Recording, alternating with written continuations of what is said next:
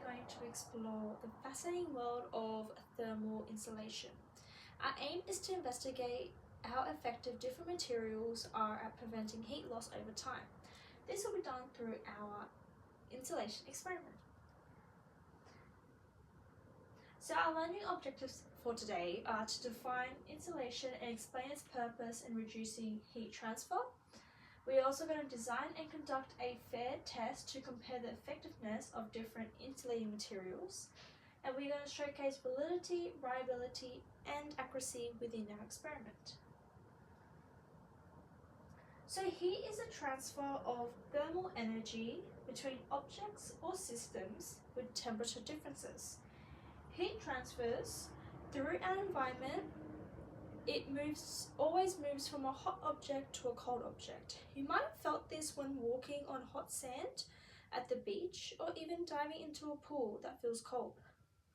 For those that love ice cream, once the cup or cone of ice cream is in your hand, you may notice it starts to melt. Specific materials can make this process of melting faster or slower. There are three ways of heat transfer: conduction, convection, radiation. Today we'll be looking at conduction.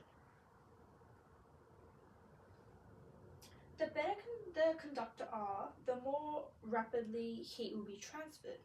Some good conductors, such as copper, iron, and steel, have free electrons that can easily carry heat energy, showcasing a more easy route of heat transfer. While poor conductors, such as wood, paper, and air, these materials resist the transfer of heat. It minimizes energy transfer. We call these heat insulators. These are two real-world examples. Oven mitts that are made from thick fabrics. They prevent heat from the hot oven trays that you might use when baking or cooking from burning your hands. The fabric traps the air, which is a poor conductor of heat. Electrical wires have a plastic coating which prevents electricity flow through the metal wire from escaping and causing shocks. This is a poor example of conductor of electricity. So conductors and insulators are not just for heat. We can also see this in an everyday example, such as in houses or buildings, which may be used for electricity. The aim of today is to investigate the effectiveness of insulation of different materials and comparing the heat loss of these materials over time.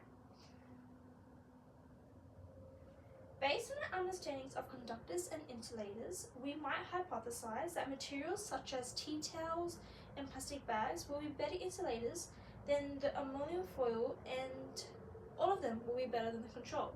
So this is an example of a hypothesis that you might write, and I have provided a couple of starter sentences such as: I predict that, I think that, if the something, then this will increase or decrease over time. So these are your materials. So you're going to be needing 4 identical small containers.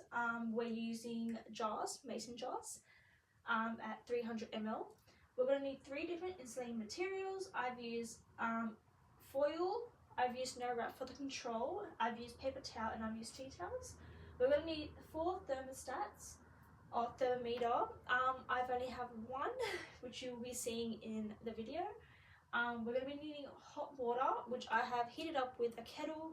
We're going to need a timer, a stopwatch, a measuring cup, tape just to secure the materials, and a marker as well to label which container is which you can clearly see which one is which. So for our method, we're going to prep our containers by labeling 8 containers. You're going to be needing 2 sets labeled from 1 to 4. Meaning there'll be 2 sets of foil, 2 sets of jars that have paper towels, 2 sets of jars that have tea towels, and 2 controls. So you're going to wrap each container with the insulator. Then you're going to be heating up 2 cups of water, and for each container you're going to be pouring 100 ml from that 2 cups of water, and you're going to be recording the initial temperature. So you're going to be recording the measuring the temperature over time. So you're going to be recording every 2 minutes for 10 minutes, and you're going to repeat the whole entire process for the second set of containers as well. For this experiment, you're going to need 4 jars. You're going to need a thermostat, which I have already recorded the temperature of the water. In this measuring glass, we have 2 cups of water. So you just want to record the initial temperature of this.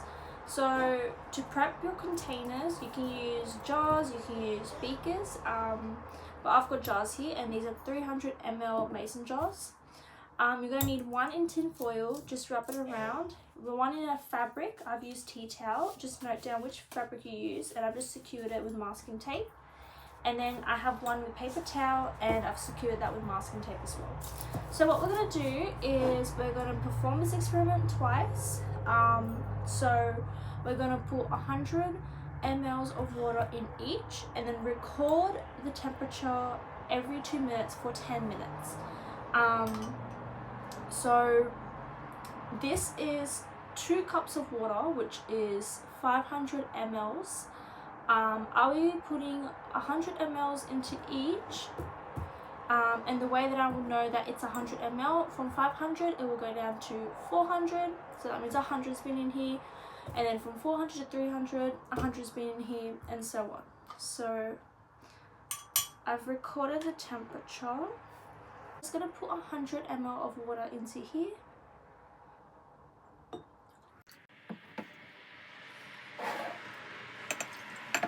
I'm going to do the same for the paper towel.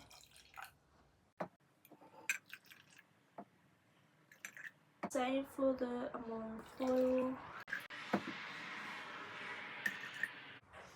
Ideally, you would have a thermostat in each, but I only have 1, so... Yeah. Okay, we're starting our timer, and we will note the temperature at 2 minutes. At the end of this experiment, we're going to do it again and record the temperatures for those jars. You will need 4 extra jars. We won't be reusing the same one, as they will still have heat within them. So you're going to need 4 separate jars. Make sure you prep your containers, and as we are using hot water, please be careful. So yeah, we are just going to wait now, and we're just going to record the temperature at every 2-minute interval. So right now, at the 2-minute interval, I am measuring the temperature of the water. We're needing to do this experiment twice, as I said. We're looking at the reliability. If we've just done it once, we have nothing to compare it on. So this is why we're doing it twice, so we have another set of results we can compare to. This is our control, meaning that there is nothing else becoming an insulator or blocking heat transfer. So we're just seeing what the temperature is if there's nothing wrapped around it.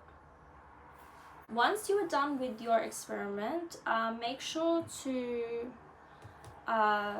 correctly dispose of the water. It is still a bit warm, so be careful when pouring it down the drain, and making sure to carefully unwrap the wrapping, as you may drop it. So yeah. So it's been 10 minutes, and we've been measuring the 2-minute intervals and the temperature that it is at those 2-minute intervals. So then we will go ahead and we've already written down the results. We will now analyze it, and yeah. So here is an example of where you would write your results. I pre-filled these with example results. Here on the right hand side, I have the results that I have conducted. I've only put up 1 table at the moment because we are going to be going through the second set afterwards. So if we look at results, we to analyze the effectiveness of each insulator, we calculated the average loss of temperature per 2 minutes. And as you can see, the average loss varied between each material. So comparing these values, we can observe which material allowed the most heat to escape and which were more successful for retaining heat. For instance, for the control container, it showcases the highest temperature loss, while the container wrapped in paper towel the container with the tea towel showcases the least temperature lost. Based on our data, we can see that the paper towel was the most effective. It had the least amount of temperature loss compared to the other containers. This experiment demonstrates how different materials have different insulating properties.